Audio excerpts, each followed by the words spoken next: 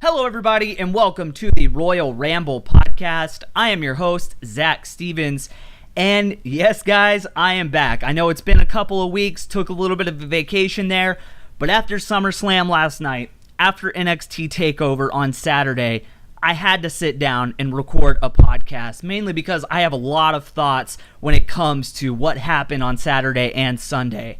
As always, guys, check me out on Twitter at Ramble_cast. Again, that is Ramble_cast. Check us out on YouTube. That's probably where you're going to be listening to this. That's the premier place to listen to the Royal Ramble Podcast. So I appreciate anyone who's checking us out over there, man. And make sure you hit that subscribe and that like button on the video. Also, we're on Podbean. You can check us out there, get us into your RSS feed, and listen to us on your iPhone or on the go, wherever you are. And that's going to be royalrambleradio.podbean.com. Now that is out of the way, guys, I want to talk about SummerSlam in particular. However, first, what I want to do is actually talk about TakeOver just a tiny bit to kick us off into this review.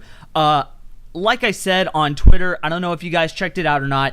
I was on vacation last week, and then the next week I decided, those two WWE shows were pretty fucking garbage, so I didn't feel necessary to actually sit down and review that shit. So there is going to be a little bit of a format change when it comes to the show.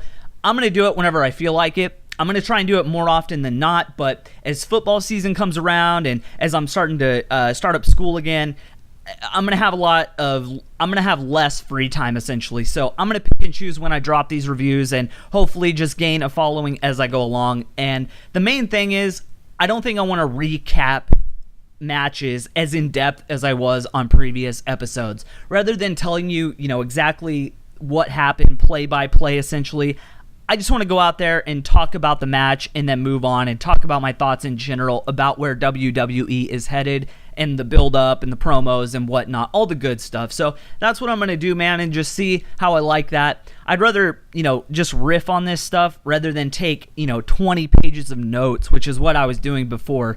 And it was essentially just draining me of having any fun watching wrestling. And I don't want it to feel like homework. I'm trying to enjoy wrestling. And I think in the end, by doing it this way, even though I might be a little bit less consistent, I think it'll help me have more fun doing this. So anyway, with that out of the way, I just want to say, first of all, TakeOver. Look, that TakeOver was fucking awesome, man. And I know what it is, but I don't understand how you can have something so amazing on a Saturday and then go out Sunday and put on a 6-hour show that is mediocre at best. There's 6 hours of wrestling content on Sunday with SummerSlam. 2 hours of pre-show and 4 hours of the main show. 4+ hours, I should say. And you look at TakeOver, and it's a 2-hour show. We got maybe 5 matches, and it was fucking incredible. The crowd was into it the entire time. There was never a point where they kind of got tired and drifted off and started checking their phones. Those fans in Brooklyn for TakeOver were on top of those matches all the way until the very end, man.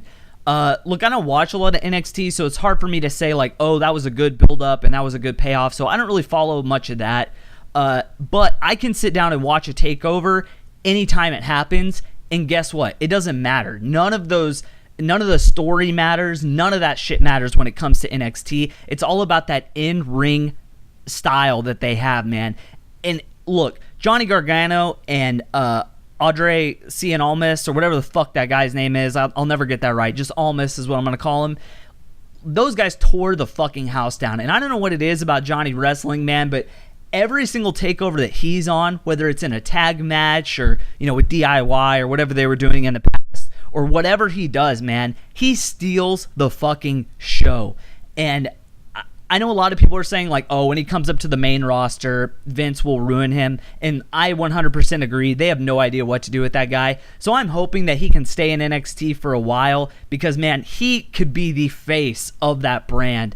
And he is one of the best in the world, in my opinion, right now. So just a complete pleasure to watch that guy in the ring, man. Both of those guys really elevated themselves. Cien Almas, when he first came up, man, I remember watching the promos leading up to it and kind of the video packages that they did for him, and I was thinking, this guy could be cool. And then he came out, he's like wearing a fedora and like fucking suspenders and all this weird shit, and I just was not feeling this guy. And now you look at him, and it's been about a year. Look how much he's changed, man. He's gone full heel. He's got that badass manager that's with him, the girl that helped him win. He looks like a completely different character, man. So it's really cool to see how NXT handles guys that aren't actually doing well. I would say that Cien Almas was pretty much garbage a year ago, and now you look at him and they've completely course corrected on the guy, and he's looking like one of the top heels in their brand. So look, if that is Triple H's kind of philosophy, if that is what we can expect to see whenever he eventually does take over for the main brand, we are going to be in for a fucking treat, guys, because if that is his vision, he has the right vision. In order to take these guys who are not really doing all that hot and turn them around completely, make these pay-per-view events that are fucking amazing each time he has one. All the takeovers have been fucking amazing, and that is probably because of Triple H, man. He knows what he's doing, and if he can bring that sort of mentality to the main roster when he finally takes over, we are going to fucking be in for a treat, man. Wrestling will finally be good again, and that is something that I hope to God happens, man. I really can't wait till Paul takes over WWE and we kind of see what he's going to do with this huge plethora of guys that are on this main roster, because like I've said before on all my other reviews, man, this is the best roster that WWE has had in its history. And unfortunately, we're getting these 4-hour shows that are just mediocre. And that's what I want to call SummerSlam. It was mediocre. There were a few matches here and there. There were a few spots here and there that were fucking awesome. But in the grand scheme of things, of a 4-hour show, just a little bit is not enough. It's got to be a lot of good stuff for this to be considered a great show. And look, I'm going to say this. NXT being 2 hours, TakeOver being 2 hours, is to its advantage. If I had to watch 4 hours of NXT TakeOver, I probably wouldn't be as high on the show, even though I know that roster would actually bring intensity in every single match, and each match would actually mean and lead to something. To whereas on the main roster, you kind of just get 50-50 booking, and it's all random all the time. So that is my kind of opening here. I just want to say, man, that it's crazy how good NXT TakeOver is compared to how mediocre the main roster is when it's under the same exact logo. That's crazy to me. Anyway, man, let's head into the actual review of SummerSlam. The first thing that happened that completely threw me off was that this thing, the pre-show, was going to be 2 hours, started at 4 o'clock. So I was already off by 30 minutes. I turned it on thinking, okay, I'll just put it on and wait for the pre-show to kick off. Well, it was already on when I turned it on, and we were in the middle of the Miz and Miz Taraj versus Jason Jordan and Hardy Boys match. There's absolutely no one in the crowd for this because apparently they didn't open doors until the pre-show started. So they opened doors right at 4 o'clock whenever the pre-show started, and this was the first match to kick things off, which I'm guessing it probably started, 10 minutes into the pre-show, something like that. Anyway, the Miz and Miz Taraj beat Jason Jordan and the Hardy Boys.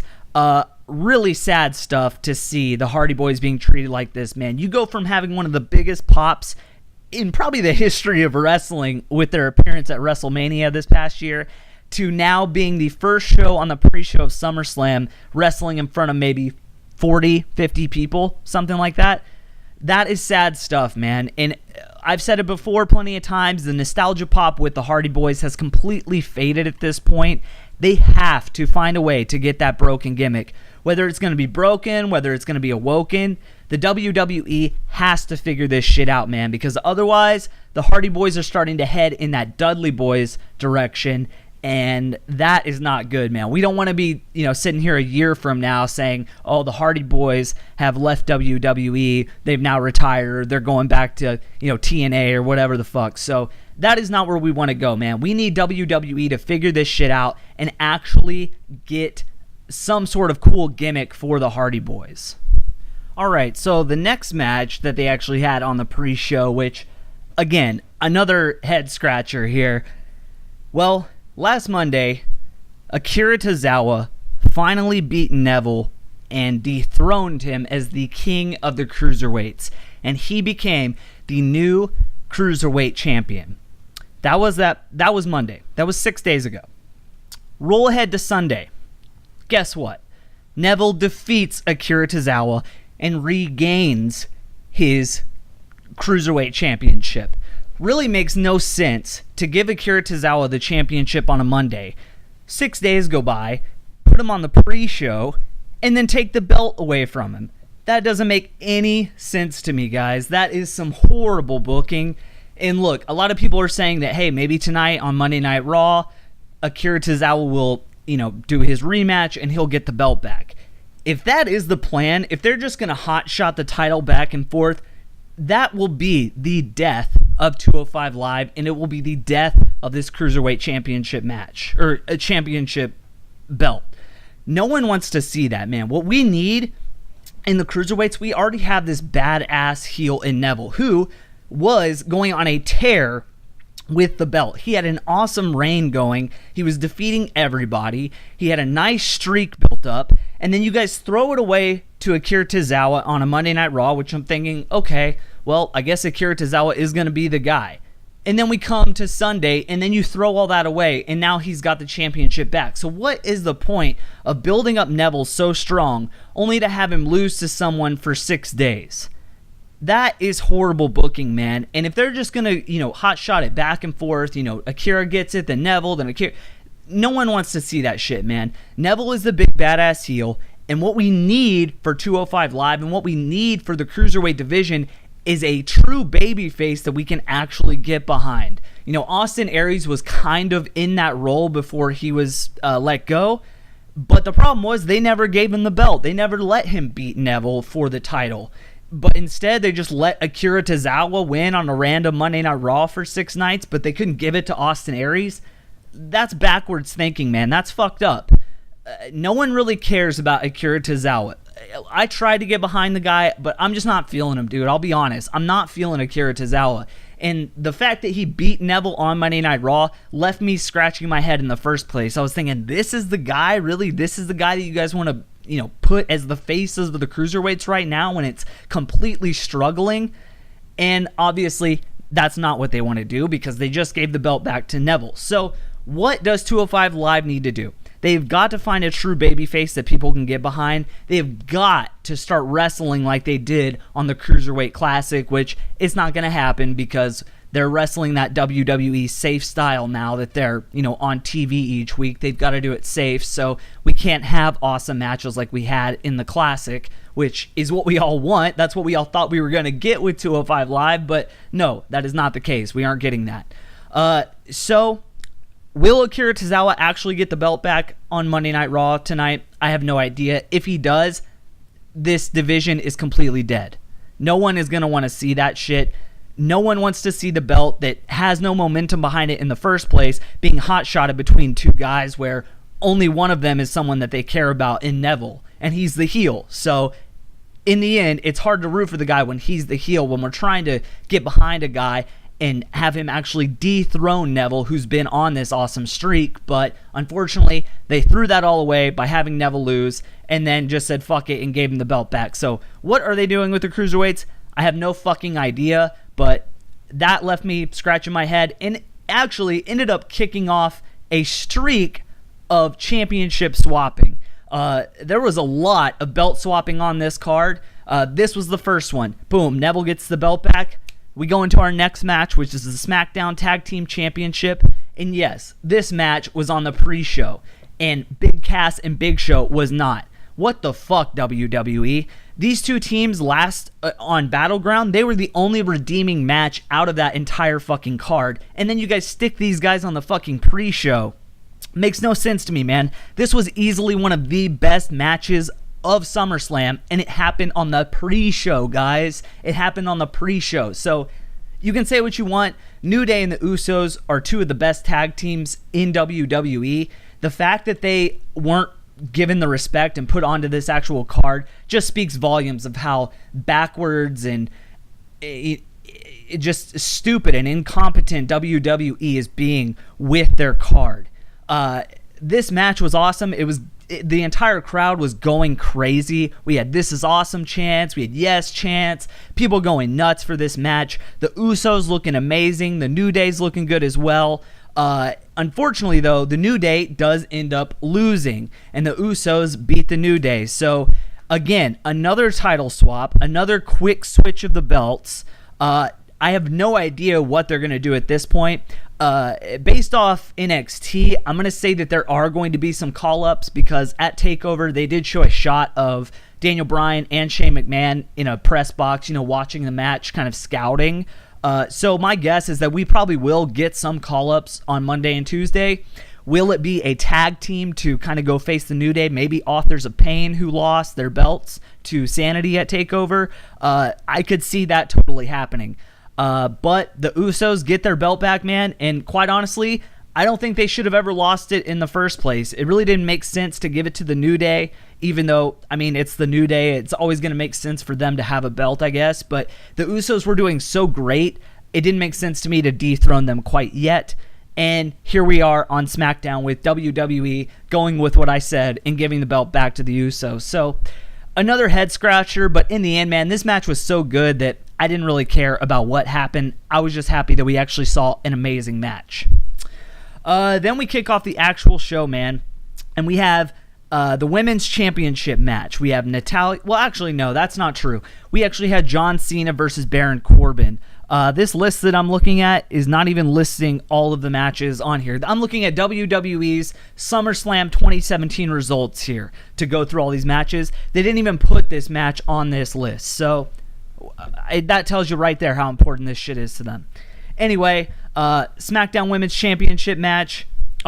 That's the match that we probably should talk about, but Baron Corbin and John Cena. Baron Corbin, like a fucking dumbass, this past Tuesday. There's a lot of rumors going around about him, but anyway, he cashed in the briefcase and failed, only joining the company of like Damian Sandow, who's no longer even with the company, as to being one of the guys that cashes in their briefcase and doesn't get the belt. So very strange that they did that. I can't believe they just let him lose the briefcase like that when it, kind of gave him a little bit more of a character, which he severely lacks at this point. He's not very good in the ring. He's not very good on the mic. At least he had the briefcase to kind of add some sort of cool element to Baron Corbin, but no. Apparently, he's been talking a lot of shit on Twitter, getting in trouble for that, for some of the stuff that he went into with Dave Meltzer. I'm not going to get into all that garbage. WWE, we already know, they're very childish when it comes to this sort of thing. If you do something that pisses them off, they're going to treat you like shit, and they're going to make it public. So that's what it looks like to me, man. So Baron Corbin goes out there. We're all expecting, okay, he lost his briefcase. Is he going to come out and beat John Cena and then that kind of elevate him? No. John Cena gives him an AA. Boom, he's dead. GG. Baron Corbin, completely buried at this point. You might as well call him Buried Corbin because that is what he is. It wouldn't surprise me if we do not even see Baron Corbin on SmackDown Live on Tuesday, and it looks like he is officially in the doghouse based off that briefcase cash-in and then losing like this to kick off the show against John Cena. So, not very good stuff there. The end of this match, though, John Cena kind of walked away. I think he hugged his grandma and some other family members. I think that's who that was on the sidelines there. And then at the very end, he kind of got a standing ovation and then left. So I'm not sure if this is saying that, hey, John Cena is going to be gone for a little bit or what this was. So very strange, especially considering John Cena is supposed to be on Monday Night Raw here very soon. He has some cards that he is booked into as of now, so I don't know what's happening there, but the way they kind of ended this match made me feel like John Cena may be going off away for a little bit to go film that Transformer movie. I'm not sure, man, but we will see. Anyway, let's talk about the SmackDown Women's Championship match real quick. Naomi, Natalya. Again, we have another title swap in this match. Naomi is dethroned and Natalya wins, and she is the new champion. Very strange to me that they did that as well, because I was thinking that Naomi was going to go on to be the champion for a little bit and hold on to that belt for a while. But as I started to think about it, man, it actually makes more sense for Natalya, who's a heel, to have that belt right now. And the main reason being is because you have two baby faces in Charlotte and Becky, who are both not on this card. Now, obviously, Charlotte was probably not going to be on this card because of Ric Flair's health, and prayers to him, man. I hope he recovers completely. That is something that we did not get to talk about on any of my shows yet, but I'm hoping to God that we wake up and we hear a message that, hey, Ric Flair is back at his house and he's recovering. That's what I want to hear. So prayers to him, man, and just thoughts to that family, man. Hope everything is okay. Anyway, back to my point, man. It makes more sense for Natalya to actually get this belt because you have those two baby faces in Becky and Charlotte. Like I said, neither of them were actually on the card, and that's probably because Naomi is a baby face. They aren't going to put Becky versus Naomi babyface match for a championship. So now that Natalya has it, we can get Becky and Charlotte back into the title race, and I think that is probably how they get the belt on one of them, and then we can start having some new challengers. But there was no cash in here. A lot of people thought that Carmella might cash in. I, on the other hand, was saying there's no way, because as soon as Carmella cashes that briefcase in, her character is dead. Her having that briefcase does more for her than it would if she had the championship belt. And you can take that to the bank, man. She needs to hold on to that belt until well past WrestleMania. She needs to hold on to it for a while, man, because it gives her more character than the actual belt would. Just look at Naomi, man. She has made the belt hers by putting all the glowy shit on it, but other than that, man, are you really that hyped for Naomi? No, you probably don't care. What you're more interested in right now is these teases of Carmella cashing in that briefcase when she actually doesn't. So, in the end, man, I think it's best for her to hold on to that thing, and I do think that it makes sense for Natalya to dethrone Naomi, even though I think she is really good and probably deserved to kind of go on a little bit longer of a reign than she did. Then we have the Big Cass Big Show match. Worst fucking match on this card. It went on for 10 to 15 minutes. There's the whole shark cage with Enzo inside of it. This was just fucking garbage. This shit did not even need to happen this Sunday. The entire build for it, especially the past 2 weeks, were fucking dreadful. And I don't ever want to see these two in the ring together ever again. Ever. And the fact that this was pushed onto the main card and something like New Day versus Usos was on the pre-show just speaks volumes of how incompetent the booking of WWE is right now. So, in the end, man, Enzo oils himself up, takes all of his clothes off, gets out of the shark cage, jumps down, gets hit. He's knocked out immediately, and then Big Cass just beats Big Show, whatever. No one gives a fuck. Then we go into the Raw Women's Championship match. We have Sasha Banks versus Alexa. I thought this was a really good match, man, and I don't think the crowd actually gave it the hype that it actually deserved, and that's probably the same with Natalya and Naomi as well. The crowd was starting to get fatigued, man, and that's the problem with this fucking 4-hour show. At this point, it had already been 4 hours, and they still had 2 more hours to go. So this crowd at this point was starting to die, and I can't blame them, man. Even though we, as fans watching at home, kind of needed the crowd to get into it so that we could get into it, in the end, man, I can't blame them because this shit was just too fucking long, dude, and that's my complaint a lot about WWE, especially with Raw being 3 hours and SmackDown. Even though a lot of people talk shit about SmackDown right now, it's the show that I prefer, man. I would rather watch the 2 hours of what they're going to put on rather than 3 hours of fucking filler garbage constantly. So that's my thought on that. Anyway, Sasha Banks ends up defeating Alexa Bliss and becomes the new champion. Very crazy stuff here. I didn't honestly expect that, but in the end, I think if we are eventually going to head to Sasha Banks versus Bayley, I think that's where, this needs to go. I don't know how long Bayley is going to be out with that shoulder injury, but there is one thing I want to note here is when they showed Bayley on screen during SummerSlam, she has Roman Reigns heat right now, guys. She has the go away heat, and that is not good, man. WWE has completely blundered this character. They have completely fucked Bayley. I cannot believe how badly they actually handled this, and honestly, I honestly cannot believe it. Bayley was the easiest character of all time to take from NXT and put onto the main roster. You just had to keep doing what you were doing.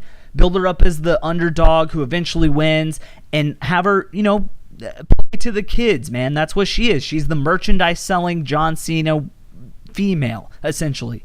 And they've blundered it, dude. It's that bad. And the fact that she showed up on screen here and the entire stadium of Brooklyn fucking erupted in boos, that just tells you, dude, that this shit is fucked up. So when we finally do get Sasha Banks versus Bayley, that is going to be Sasha Banks babyface versus the heel of Bayley. Even though WWE probably won't portray that storyline-wise, it's going to be that way from the audience reaction. So anyway, man, Sasha Banks wins.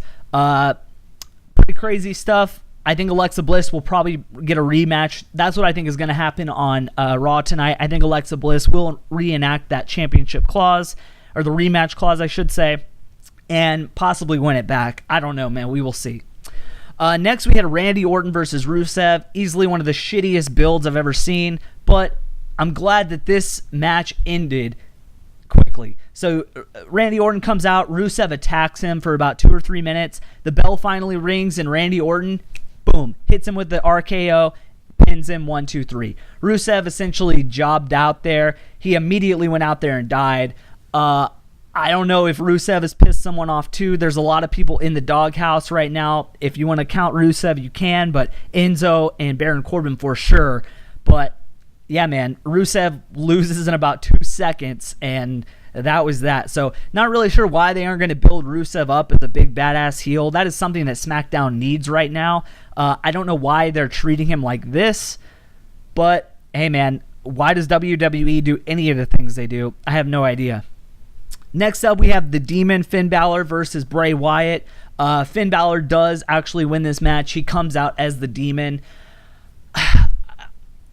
This match, look, I'm going to say this. This was not a very good match. This is boring as fuck. But I will say this, man. The build for it could have been so much better, man. I really wish they would have had a little bit more time and we could have had some actual interaction between these two characters. What I would have wanted to see would be Bray Wyatt being like, I know there's a demon inside of you, Finn. I'm going to bring it out. And each week he keeps trying to push Finn Balor to finally turn into the demon. And Finn Balor consistently says, no, I'm not doing it. I'm not doing it. I'm not doing it. And then when we finally get here, he comes out as the demon. And then he goes out there and kicks Bray Wyatt's ass. That would have been so much more impactful to build it up that way, rather than just going, hey, the demon's coming out to SummerSlam. It just takes away all the energy out of it. And quite frankly, there's not really that much of a difference between the Demon Finn Balor and regular Finn Balor. He comes out there, wrestles the same style, has the same moves. The only difference is he's painted like a demon. So I also kind of wish Finn Balor would find a way to kind of have a different type of moveset when he's the demon. He does do a little things here and there, like crawling around and shit like that, but in the end, man, it would be cooler if the demon was a completely different persona and he had to come out there and really, like, you know, pull out some new moves instead of doing the same 5 or 6 moves that he does. Sling blade, drop kick, coup de grace. You know, it's the same shit every time. So I'm hoping he can incorporate some new shit, and when he does finally bring out the demon again, we can see some actual build for it. Next up, we have the Raw Tag Team Championship match.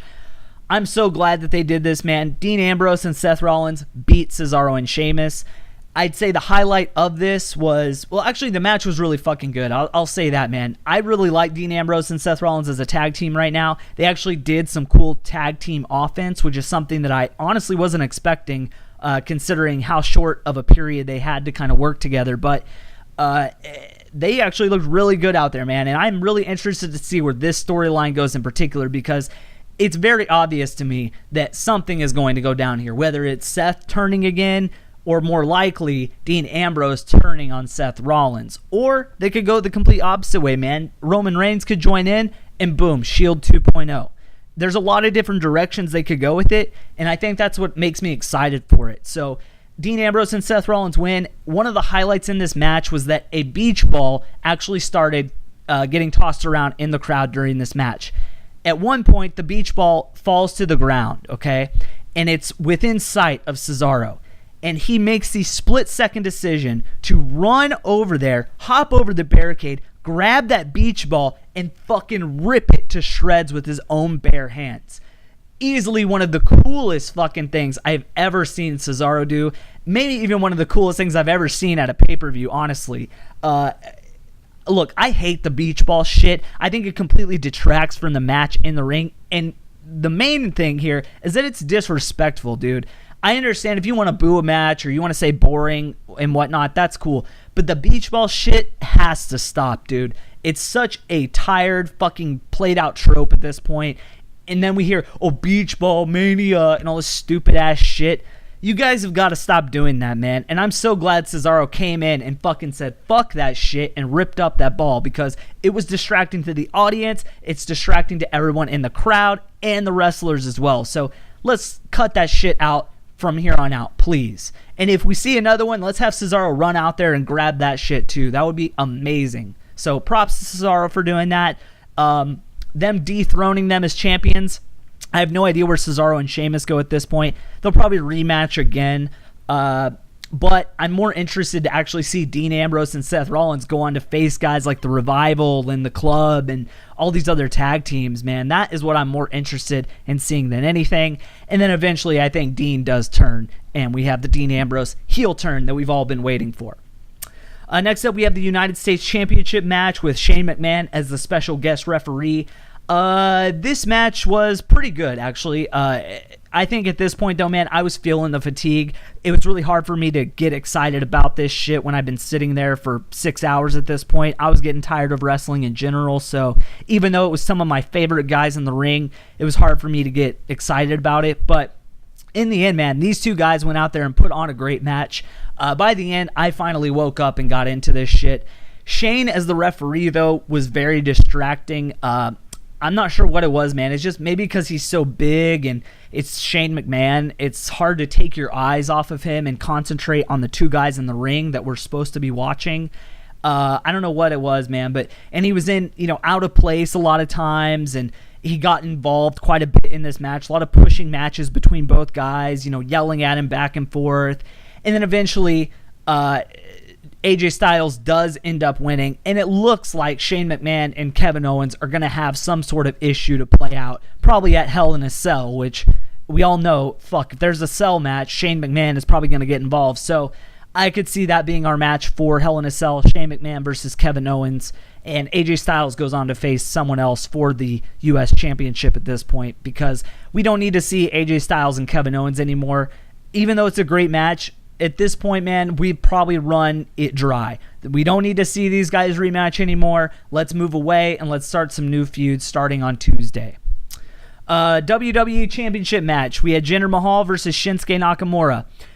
This was about an 11-minute match. Felt like something that you would see on TV. Very uneventful, and we all know how it was going to end. Fucking Singh brothers are going to eat a couple of Kinshasas, and then Jinder Mahal is going to hit the Colossus. And guess what? That's exactly what happened. The Singh brothers distraction is the most protected finisher in WWE right now. If those guys get involved, you're losing. It's over. The only way that they were able to be stopped, and they really weren't, was the Punjabi prison match, and Khali got involved in that one. So it really makes no sense to me. I don't understand why they're treating Shinsuke like this. I thought for sure he would get the belt here. Mainly because in the next match, I had a feeling that Brock was probably going to win. So I figured, hey, maybe they would give us some sort of title switch with the main belts. If Brock is going to retain, maybe they'll let Shinsuke win this one. But no, the gender experiment is not over. It looks like there is no fucking end in sight. And this guy is just boring as all hell, man. He comes out there, he's cutting a fucking promo about us being xenophobic, which... he's facing a guy from Japan, from a different country, which xenophobia is the fear of someone else from a different country, okay? So if we have xenophobia towards Jinder Mahal, who's from India, not really, he's from Canada, but he's from India storyline-wise, why wouldn't we have those same feelings against Shinsuke Nakamura, who's also from a different country in Japan? That doesn't make any sense to me, man. He comes out there, he cuts the same fucking promo. Each match he has ends the exact same way. The Singh brothers come out, distraction finish into the Colossus. Happens every single time. It's just so boring, dude. And I hope WWE is right with this, man. I hope these India, network subscriptions are paying off for them, because as of right now, man, Jinder Mahal needs to not be our champion anymore, because I cannot watch this guy wrestle any longer. It's that bad. And the fact that they just let Shinsuke lose to Jinder, makes me so sad, man. Shinsuke Nakamura, probably one of the highest paid wrestlers in the entire industry, at least in WWE. He hasn't lost a single match on the main roster, but now he has a loss to Jinder Mahal, out of all people, man. You could have built up Shinsuke to be a Brock Lesnar, but instead you're having him lose to Jinder Mahal off a stupid Singh Brothers distraction finish. That's bad, man. It's just completely shitty. Fuck all that shit. Fuck Jinder Mahal. Shinsuke should have won this, and we should be heading towards AJ versus Shinsuke at WrestleMania, which I'm hoping WWE can course correct and get us there. Because if we don't get that, that will be the biggest blunder in the history of WWE if we never get to see AJ versus Shinsuke for some meaningful belt. That will be a travesty. And then finally, guys, we head into the Universal Championship match, the Fatal 4-Way, Brock Lesnar, Roman Reigns, Samoa Joe, Braun Strowman. This main event, it was awesome. It was probably the best match on this card outside of the tag match that happened on the pre-show. These guys went out there, they tried to fucking kill each other. Braun Strowman is more over than anyone in this company right now, in my opinion. This crowd was going nuts for this guy. I wanted to see Joe win really bad, but this crowd kind of made me want to see Braun Strowman win. And whenever we finally got to see Braun Strowman versus Brock Lesnar, those two guys in the ring going at it, man, I had chills, dude. I want to see that even more now. So I am hoping that we can start heading towards that direction for a little bit, because Brock Lesnar, obviously, he wins this match, so he isn't leaving WWE, and he has some dates scheduled very soon. I think he's going to be on Raw tonight, I should say. So obviously, he is not done quite yet, even though those UFC rumors are still swirling. I think that Brock Lesnar should go on to face Braun Strowman, and we'll see what happens from there. But Brock Lesnar does end up pinning Roman Reigns, which I do think was done on purpose. I still think that we are going to be getting Brock versus Roman at WrestleMania for the title, and I think this is probably going to play into their storyline. Having Brock be the one to defeat Roman there, and then eventually will lead up to them getting his rematch at WrestleMania or whenever, and then finally dethroning Brock Lesnar is my guess as to what happens. But still disappointed to not see Samoa Joe win. Would have loved to see Braun Strowman win this, but in the end, because they put that weird stipulation on this match of Brock Lesnar leaving and all that stuff, you kind of had to feel like Brock Lesnar was probably going to retain, even though I could have seen Brock Lesnar losing and then just going away for 6 months and then coming back. I could have seen them doing that as well, but in the end, they decide, no, Brock Lesnar wins, and he will go on to be our Universal Champion for the time being. I do hope, like I said, that we see Braun versus Brock very soon. That is a match that I absolutely want to see, man. And Braun Strowman, he is such a fucking monster, man. And he showed off why in this match. Just throwing fucking chairs everywhere, throwing the steel steps into the ring, just doing all kinds of crazy shit, man. Taking Brock Lesnar and doing his running powerbomb into both of the tables and then lifting up the other commentator table and throwing it on top of him. That was fucking incredible, man. So that is the type of match that we can probably expect to see if we are going to get Lesnar versus Strowman, and I hope that is what we get to see, man. So in the end, this Universal Championship Fatal 4-Way match was absolutely awesome. I would say that it ended up making all 6 hours worth it, but like I said at the top of the show, man, when you have a 6-hour show, a lot more of it needs to be worthy of my time than just the main event. You got to have more than that if we're talking about this being a great show, which it was not a great show. It was a mediocre show at best with a few good things here and there. Obviously, the Fatal 4-Way match and a couple other matches here and there, but none of them actually ended up living up to a 6-hour fucking pay-per-view. And this is the sort of stuff, man, that has got to stop, because I know it's easy to complain about these things being very long and, oh, well, if it's so long, then just don't watch it. Well, the problem is I like wrestling, right? I want to watch wrestling. And there is the whole fear of missing out. You don't want to miss something big happen, right? And if you missed a lot of this, you would have missed a ton of those title swaps. Natalya getting the title back, Dean Ambrose and Seth Rollins getting the titles. All that little stuff that happened throughout this card, you would have missed it. But the problem is, there was a lot in this show that just didn't need to happen at all. Big Cass and fucking Big Show. Baron Corbin and John Cena. That sort of stuff was just time filler, wasted garbage. So we could have made this a regular 3-hour pay-per-view, could have condensed it and made it a pretty good show to verging on a great show, rather than 6 hours stretched out, completely fucking tired by the end of it, and you don't care about it anymore by the end. So in the end, man, the length of these shows is hurting the product. That's how I feel about Raw. That is why it's hard to get through Raw sometimes as opposed to SmackDown, which even though it's been kind of shitty lately, it's still easier to watch in my opinion. So that is my main problem with WWE. And again, I'll go back to it, man.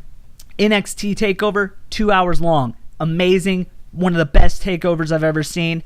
Boom. 6 hours SummerSlam. Fucking mediocre at best, with only maybe 1 or 2 matches that are even worth going back to watch. So in the end, guys, that is going to be the review. Mediocre SummerSlam. Very disappointing stuff, but like I said, man, if Triple H's vision of wrestling is the embodiment of what we saw at TakeOver, and when he finally takes over WWE, if that's what we get when he comes, oh man, this shit is going to be so fucking good. I just can't wait. That's what we got to do, man. We have got to wait until Vince finally steps down and Triple H comes in and gets to have his own team in there to get shit going. So I pray to God that is what happens, and I'm not going to sit here and wish ill on anybody in the WWE, especially Vince McMahon, who is the one who is giving us wrestling on this sort of stage. He's the one that allows us to sit here and debate so in depth about these things.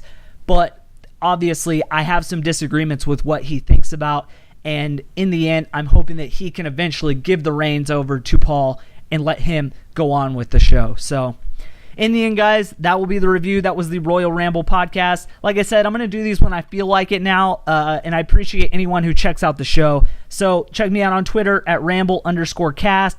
Subscribe to us on YouTube. And yeah, man, I'm out. Peace.